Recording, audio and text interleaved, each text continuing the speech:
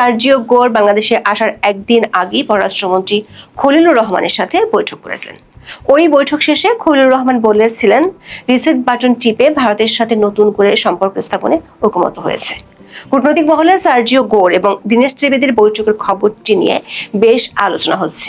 আবার জনশ্রুতি আছে, দক্ষিণ এশীয় অঞ্চলে ভারত ও আমেরিকার কিছু অভিন্ন স্বার্থের বিষয়ে বার্তা দিতে বাংলাদেশে এসেছেন ট্রাম্পের ঘনিষ্ঠজন গোর। আবার 1 আগস্ট শনিবার সার্জিও গোরের সাথে বাংলাদেশের প্রধানমন্ত্রী তারেক রহমানের বৈঠক হওয়ার কথা রয়েছে।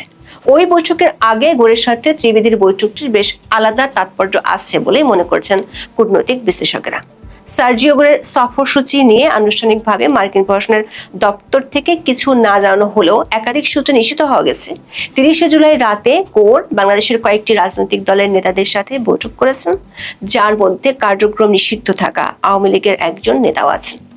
প্রশ্ন হলো, পররাষ্ট্রমন্ত্রী খলিলুর রহমান যেখানে সংবাদ সম্মেলনে দাবি করেছেন ভারত চীন করিডোর অন্তর্ভুক্তিমূলক রাজনীতি কিংবা আওয়ামী লীগ নিয়ে মার্কিনীদের কোনো মাথা ব্যথা নেই, সেখানে ট্রাম্পের বিশেষ দূত পর্দার আড়ালে এতগুলো বৈঠক করছেন। বিস্তারিত জানতে চলুন। 2025 সালের আগস্টের শেষে সার্জিও গোরকে ভারতের যুক্তরাষ্ট্র মিশনের দায়িত্বে পাঠানোর ঘোষণা দেওয়ার সময় তাকে ঘনিষ্ঠ বন্ধু হিসেবে উল্লেখ করেছিলেন মার্কিন প্রেসিডেন্ট ডোনাল্ড ট্রাম্প। ডোনাল্ড ট্রাম্পের লেখা বই প্রকাশের পাশাপাশি তার 2024 সালের নির্বাচনী প্রচারে কোটি কোটি ডলার তুলেছিলেন সার্জিও গোর। ওয়াশিংটনে ট্রাম্পের দ্বিতীয় মেয়াদে অনুগত কর্মকর্তাদের নিয়োগেও তার গুরুত্বপূর্ণ ভূমিকা ছিল বলে মনে করা হয়। মার্কিন ধনকুবের সার্জিও গোর ভারতের যুক্তরাষ্ট্রের রাষ্ট্রদূত হিসেবে দায়িত্ব পালন করছেন। সেই সঙ্গে তাকে দক্ষিণ ও মধ্য এশিয়া বিষয়ক বিশেষ দূতের দায়িত্ব দেন ট্রাম্প। গত জানুয়ারিতে নয়াদিল্লিতে যুক্তরাষ্ট্রের রাষ্ট্রদূতের দায়িত্ব নেওয়ার পর এই প্রথম বাংলাদেশ সফরে এসেছেন তিনি। 30 জুলাই বাংলাদেশ সফরের প্রথম দিনে সরকারি পর্যায়ে একটি আলোচনা চূড়ান্ত ছিল। সেটি হলো তিনি বাংলাদেশের পররাষ্ট্রমন্ত্রী ও প্রতিমন্ত্রীর সাথে বৈঠক করেছেন। কূটনৈতিক সূত্রে জানা গেছে, পররাষ্ট্রমন্ত্রী ও মার্কিন দূত প্রতিনিধিদের নিয়ে প্রায় 1 ঘন্টা আলোচনা করেন। সেখানে দুই পক্ষ ঢাকা ও ওয়াশিংটনের কৌশলগত অংশীদারিত্ব সহ সম্পর্কের সামগ্রিক বিষয় সহ আঞ্চলিক নিরাপত্তা ও বৈশ্বিক সহযোগিতার বিষয়ে মতবিনিময় করেন। এই বৈঠক নিয়ে সার্জিও গোর কিংবা মার্কিন দূতাবাসের পক্ষ থেকে আনুষ্ঠানিক কোনো ব্রিফিং করা হয়নি। তবে গোর তার এক্স হ্যান্ডেলে দেওয়া এক সংক্ষিপ্ত বার্তায় লিখেছেন, অনেক ইতিবাচক অগ্রগতি হয়েছে। এরপর 30 জুলাই রাত 8:30টার পর বাংলাদেশের পররাষ্ট্রমন্ত্রী খলিলুর রহমান পররাষ্ট্র মন্ত্রণালয়ে সাংবাদিকদের সাথে বৈঠকে এ বিষয়ে কথা বলেন। মূলত বৈঠকে সাংবাদিকদের প্রশ্নের জবাব দেন পররাষ্ট্রমন্ত্রী।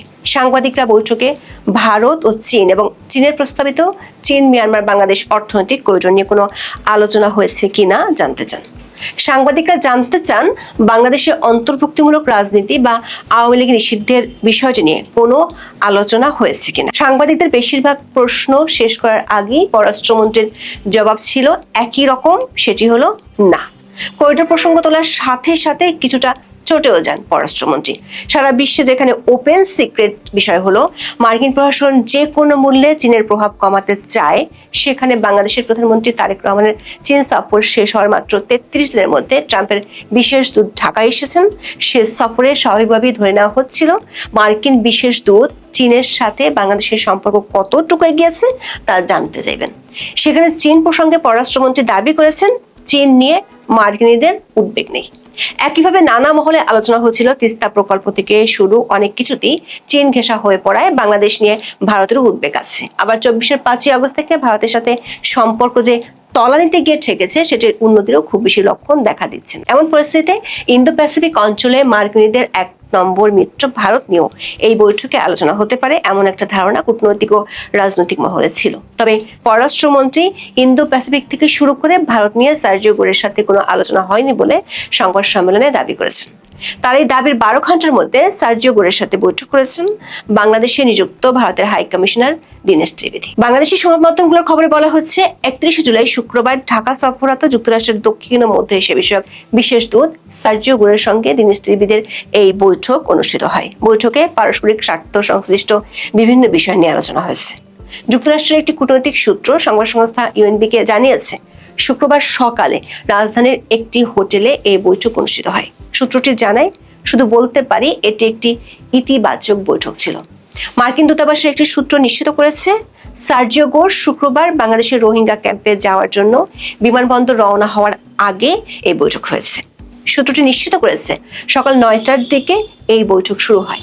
দর্শক, গত 25শে জুন বাংলাদেশে ভারতের নতুন হাই কমিশনার হিসেবে দায়িত্ব গ্রহণ করায় দীনেশ ত্রিবেদীকে শুভেচ্ছা জানান সার্জিও গোর। তিনি একমাত্র বিদেশি কোনো দূত যিনি দীনেশ ত্রিবেদীকে শুভেচ্ছা জানিয়েছেন।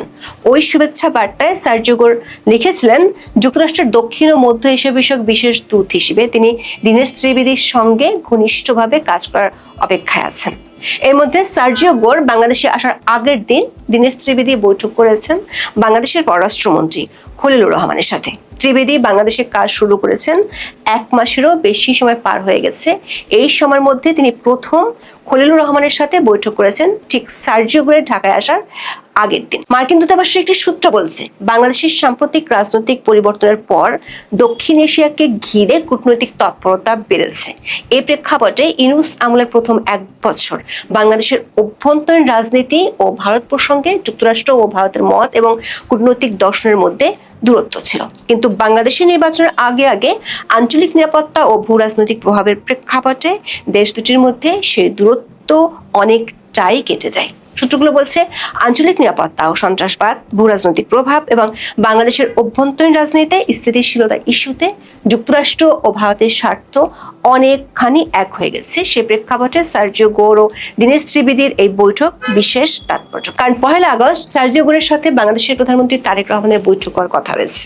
সেই বৈঠকে সার্জিও গোর ভারত ও আঞ্চলিক রাজনীতির ইস্যুতে ট্রাম্প প্রশ্নের বার্তা বাংলাদেশের প্রধানমন্ত্রীর কাছে পৌঁছে দিতে পারেন। কূটনৈতিক বিশ্লেষকরা মনে করেন, সার্জিও গোর বাংলাদেশে এসে অন্য কোনো দেশের রাষ্ট্রদূত বা প্রতিনিধির সাথে বৈঠক করেননি। এমনকি তিনি রোহিঙ্গা ক্যাম্পে গিয়েছেন। যুক্তরাষ্ট্রের পাশাপাশি ইউরোপীয় ইউনিয়ন ও জাতিসংঘ সহ বেশ কিছু সংস্থা রোহিঙ্গাদের অর্থায়ন করে থাকে। কিন্তু গোরের রোহিঙ্গা ক্যাম্প পরিদর্শনে যে 14 জনের বহর ছিল, সেখানে অন্য কোনো দেশ বা সংস্থার প্রতিনিধি ছিল না। এমন বাস্তবতায় শুধু দীনেশ ত্রিবেদীর সাথে বৈঠক হওয়ার বিষয়টি ভারতের সাথে যুক্তরাষ্ট্রের বিশেষ সম্পর্কের ইঙ্গিত দেয়, এমনটাই মনে করেন একজন সাবেক কূটনীতিক। বাংলাদেশের গণমাধ্যম থেকে শুরু করে রাজনৈতিক মহলে সার্জিও গোরের এই সফরকে নিয়ে ব্যাপক আলোচনা হলেও মার্কিন দূতাবাসের পক্ষ থেকে তার এই সফরের সূচি নিয়ে কোনো বার্তা দেওয়া হয়নি। দৈনিক প্রথম আলো রিপোর্টে বলা হয়েছে, 30শে জুলাই পররাষ্ট্র মন্ত্রণালয়ের বৈঠকের পর পদ্মায় একটি নৌসুবোজ হওয়ার কথা ছিল, কিন্তু অনিবার্য কারণে সেটি হয়নি। মার্কিন দূতাবাসের সূত্রগুলো বলছে, পররাষ্ট্র মন্ত্রণালয় বৈঠক শেষে 30শে জুলাই রাতে সার্জিও গোর বাংলাদেশের অল্প কয়েকজন ব্যক্তির সাথে বৈঠক করেছে। সে বৈঠকগুলো রাজধানীর একটি হোটেলে অনুষ্ঠিত হয়েছে। এর মধ্যে কার্যক্রম নিষিদ্ধ থাকা আওয়ামী লীগের একজন নেতাও আছেন। দূতাবাসের সূত্রটি বলছে, আওয়ামী লীগের 2 জন নেতাকে ডাকা হয়েছিল, যার মধ্যে একজন নারী নেত্রীও আছেন। তবে নিরাপত্তার স্বার্থে ওই নেত্রী শেষ পর্যন্ত বৈঠকে যেতে পারেননি। এছাড়া বিশেষ সময় বাংলাদেশের রাজনীতিতে সক্রিয় থাকে দেখা যায় এমন একজন সুশীল সমাজের প্রতিনিধিও আলাদা বৈঠক করেছেন। সূত্রগুলো বলছে, 1 আগস্ট তারেক রহমানের সাথে বৈঠকের আগে সার্জিও গোর পরিস্থিতি বুঝতে নির্বাচিত কয়েকজন ব্যক্তির সাথে বৈঠক করবেন। আবার তারেক রহমানের সাথে বৈঠক শেষে ফিরে যাওয়ার আগে 2 ঘন্টা হোটেলে থাকবেন সার্জিও গোর। সেই সময়ও তার সাথে কয়েকজনের বৈঠক হওয়ার সম্ভাবনা রয়েছে, তবে এ বিষয়ে নিশ্চিত কোনো তথ্য পাওয়া যায়নি। এখন এ পর্যন্ত সবাই ভালো থাকুন, সুস্থ থাকুন, নিরাপদে। বাংলাদেশের পররাষ্ট্রমন্ত্রী খলিলুর রহমান সংবাদ সম্মেলনে দাবি করেছিলেন, বাংলাদেশের আঞ্চলিক সম্পর্ক, বিশেষ করে চীন ও ভারতের সঙ্গে ঢাকার সম্পর্ক নিয়ে বাংলাদেশের সফররত মার্কিন প্রেসিডেন্ট ডোনাল্ড ট্রাম্পের বিশেষ দূত সার্জিও গোরের কোনো উদ্বেগ নেই। এমনকি খলিলুর রহমান দাবি করেছিলেন, ভারত ও চীন ইস্যুতে কিংবা চীনের চাওয়া অর্থনৈতিক করিডোর নিয়ে সার্জিও গোরের সাথে পররাষ্ট্রমন্ত্রীর একান্ত বৈঠকে কোনো আলোচনাই হয়নি। কিন্তু তার সে দাবির 12 ঘন্টার মধ্যে সার্জিও গোরের সাথে হোটেলে গিয়ে বৈঠক করলেন বাংলাদেশে নিযুক্ত ভারতীয় হাই কমিশনার দীনেশ ত্রিবেদী, যিনি। আসসালামু আলাইকুম প্রিয় দর্শক, ডোনাল্ড ট্রাম্পের বিশেষ দূত সার্জিও গোর বাংলাদেশ সফরে আসার আগে থেকেই এরকম একটি গুঞ্জন চলছিল, অনেকখানি আভাস পাওয়া যাচ্ছিল যে তার এই ঢাকা সফর বিএনপি সরকারের জন্য বেশ খানিকটা বিব্রতকর হতে পারে, অস্বস্তিকর হতে পারে। তার কারণ তিনি যেসব এজেন্ডা নিয়ে বাংলাদেশ সফরে আসছেন, যেসব প্রস্তাব তিনি দিবেন বলে জানা যাচ্ছিল, সেগুলোর অনেক কিছুই বিএনপি সরকারের জন্য মানাটা অসম্ভব হয়ে পড়ার কথা। তার এই সফর যে বিব্রতকর বা অস্বস্তিকর এরই মধ্যে সরকারের জন্য হয়েছে, তারও নানান ধরনের সিমটম আমাদের সামনে উপস্থিত হয়েছে। তার মধ্যে একটি হচ্ছে সফরের প্রথম দিন বৃহস্পতিবার আমাদের পররাষ্ট্রমন্ত্রী ডক্টর খলিলের সঙ্গে তার যে বৈঠক অনুষ্ঠিত হলো, তারপর রাষ্ট্রীয় অতিথি ভবন পদ্মায় তার সম্মানে একটি নৈশভোজের কর্মসূচি ছিল, শিডিউল ছিল। তো বৃহস্পতিবার রাতেই জানতে পেরেছিলাম যে এই নৈশভোজটি বাতিল করা হয়েছে। অপেক্ষা ছিলাম কোনো গণমাধ্যমে খবরটি আসে কিনা। আসেনি, একটি দুটি গণমাধ্যম ছাড়া আর কোনো গণমাধ্যমে এই খবরটি আসেনি। আমার চোখে শুধুমাত্র পড়েছে প্রথম আলোর একটি নিউজের, অন্য একটি নিউজের মধ্যে ছোট্ট করে এই বিষয়ে একটি তথ্য।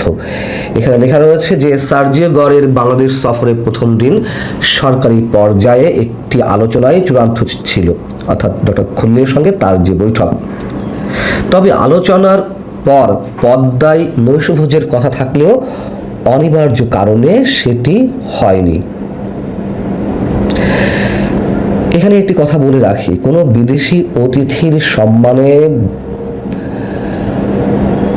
বাংলাদেশের পক্ষ থেকে কোনো ধরনের নৈশভোজ বা ডিনার বা ব্যাংকুয়েট এগুলো বাতিল হয়েছে কখনো আমার অন্তত জানা নেই। যাই হোক, এখন প্রশ্ন হচ্ছে যে কেন ডিনার প্রোগ্রামটি বাতিল হলো? ডক্টর খলিলের সঙ্গে বৃহস্পতিবার সন্ধ্যায় তার যে বৈঠক অনুষ্ঠিত হয়েছে সেখানে অপ্রীতিকর কিছু ঘটেছে, এই কারণে নৈশভোজটি বাতিল করা হয়েছে। কে বাতিল করলো? সরকারের পক্ষ থেকে বাতিল করা হয়েছে? সেটি হওয়ার কথা নয়। পরিস্থিতি যত উত্তপ্তই হোক, সরকারের পক্ষ থেকে অন্তত এই অসৌজন্যতা প্রকাশ করার কথা নয়। তাহলে আমরা ধরে নিতে পারি যে সার্জিও গরি ক্ষুব্ধ হয়ে ডিনারে অংশ নিতে চাননি বিধায় ডিনারটি বাতিল হয়েছে। আমরা কোনোটি বিষয়ে নিশ্চিত নই, তবে বাতিল যে হয়েছে এটি যে একটি অস্বাভাবিক ঘটনা সেটি আমরা ধরে নিতে পারি। এবং ডক্টর খলিলের সঙ্গে সার্জিও গরের যে বৈঠক, সেই বৈঠকেও যে অস্বাভাবিক কিছু হয়েছে সে বিষয়ে আমি আপনাদের ধারণা দিয়েছি। বৃহস্পতিবার রাতেই আমি আপনাদের জানিয়েছি যে বৈঠক শেষে সাংবাদিকদের উদ্দেশ্যে যে ব্রিফিং ছিল আমাদের পররাষ্ট্রমন্ত্রীর, সেই সময় তার যে জেস্চার, তার যে চোখে মুখে উৎকণ্ঠা, সেগুলো স্পষ্টত ফুটিয়ে তুলছিল যে বৈঠকে যা কিছু হয়েছে নিঃসন্দেহে তার জন্য বিব্রতকর। এবং সাংবাদিকদের বিভিন্ন প্রশ্নের উত্তরে তিনি বলছিলেন না, এরকম 8 থেকে 10টি প্রশ্নের উত্তরে সরাসরি তিনি বলেছেন যে না, এ বিষয়ে কোনো আলোচনা হয়নি। এবং এর মধ্যে আবার একটু মনে করে দিই যে ইন্দো প্যাসিফিক স্ট্র্যাটেজি, ভারত চীন ইস্যুতে, বাংলাদেশের অভ্যন্তরীণ রাজনীতি ইস্যুতে, আওয়ামী লীগের নিষেধাজ্ঞার বিষয়ে যে সব প্রশ্ন করা হলো সাংবাদিকদের পক্ষ থেকে, তার প্রত্যেকটির উত্তরে আমাদের পররাষ্ট্রমন্ত্রী ডক্টর খলিল সাহেব বললেন যে না, এ বিষয়ে আলোচনা হয়নি, একবারে সরাসরি অস্বীকার করলেন। অথচ শুক্রবার সকালে বাংলাদেশে নিযুক্ত ভারতীয় রাষ্ট্রদূত দীনেশ ত্রিবেদীর সঙ্গে সার্জিও গরের যে বৈঠক হয়েছে, সেই বৈঠক সম্পর্কে যেটুকু জানা গেছে তা হচ্ছে ভারত বাংলাদেশ মার্কিন ত্রিপাক্ষিক সম্পর্ককে আরো মজবুত করার বিষয়টি ওই বৈঠকে যথেষ্ট গুরুত্ব পেয়েছে। বাংলাদেশের বর্তমান রাজনৈতিক পরিস্থিতি এবং আঞ্চলিক স্থিতিশীলতা নিয়েও দুই কূটনীতিক খোলাখুলি মত বিনিময় করেছেন। দীনেশ ত্রিবেদী তাদের এই বৈঠকের বিষয়ে ভারতীয় একটি গণমাধ্যমকে বলেছেন, ভারত মার্কিন ঘনিষ্ঠ সম্পর্ক বাংলাদেশের উন্নয়ন ও স্থিতিশীল